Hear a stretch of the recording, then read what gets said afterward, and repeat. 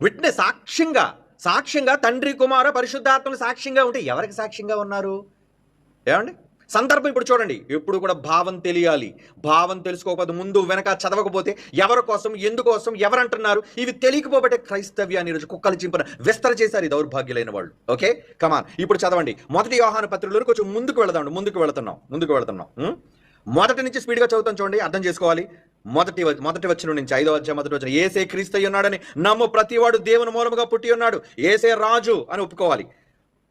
పుట్టించిన వారిని ప్రేమించు ప్రతివాడు ఆయన మూలముగా పుట్టిన వారిని ప్రేమించును. పుట్టించినవాడు, రేపు మాట్లాడుకుందాలండి. ఆయన పుట్టించాను, తండ్రిని, కుమారుని పుట్టించిన వాడైన తండ్రిని కూడా ప్రేమించు ప్రతివాడు ఆయన మూలముగా పుట్టిన వారిని ప్రేమించును. తండ్రిని ప్రేమిస్తాడని అర్థం. మనము దేవుని ప్రేమించేవారము, ఆయన ఆజ్ఞలు నెరవేర్చేవారమైతిమా, దేవుని పిల్లలం ప్రేమించుచున్నాము, దాని వలన ఎరుగుదుము.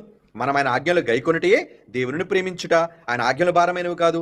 4వ వచనం. దేవుని మూలముగా పుట్టిన వారందరూ లోకమును జయించుదురు. అంటే దేవునికి పుట్టినవాడే లోకాన్ని జయిస్తాడు. లోకమును జయించినది విజయము మన విశ్వాసం. 5వ వచనం చూడండి. ఇప్పుడు సందర్భం. యేసు దేవుని కుమారుడని నమ్మువాడు తప్ప. యేసు ఎవరిని నమ్మాలట? లోకం ఏమని నమ్మాలి? యేసు దేవుని కొడుకు అని నమ్మువాడు తప్ప లోకమును జయించువాడు మరి ఎవడు? అంటే లోకాన్ని గెలవాలంటే క్రైస్తవుడా ముందు నువ్వేమని నమ్మాలి? ఏమని నమ్మాలని బైబిల్ చెప్తుంది. బైబిల్ మీలాంటి చెత్త కామెంటరీ మాటలు, ఊహల్లోనికి, భాషల్లోనికి వెళ్ళాం. బైబిల్లో అక్షర జ్ఞానం ఉన్నది ఉన్నట్లుగా మాట్లాడాలి. ఓకే, ఏమనుందంటే 5వ వచనం. యేసు దేవుని కుమారుడని, కొడుకని ఒప్పుకోవాలి యేసుని. యేసు యెహోవా అని ఒప్పుకోనివాడు అంటే ఓకే, నువ్వు అన్నట్టుగా అవునండి యేసే యెహోవా అని ఒప్పేసుకుంటావండి. అలా లేదా బైబిల్లో? ఏమనుంది? యేసు దేవునికి కొడుకు. ఇక్కడ బంధాన్ని చెప్తున్నాడు. కుమారుడని నమ్మువాడు తప్ప, అలా నమ్మేవాడే లోకాన్ని జయించగలడు అని చెబుతూ, అంటే ఇది ఎవరి కోసం చెప్తున్నాడు అనమాట? యేసుక్రీస్తు వారిని గురించి చెబుతున్న సందర్భం కదా. ఇప్పుడు 6వ వచనం చదవండి. నీళ్ల ద్వారాను, ఆ యేసు ప్రభు కోసం చెబుతూ, నీళ్ల ద్వారాను రక్తము ద్వారాను వచ్చినవాడు ఈయనే. ఎలా వచ్చినట్టు ఈయన? నీళ్ల ద్వారా, రక్తము ద్వారా వచ్చాడు. అంటే నీళ్లు అంటే ఏంటి?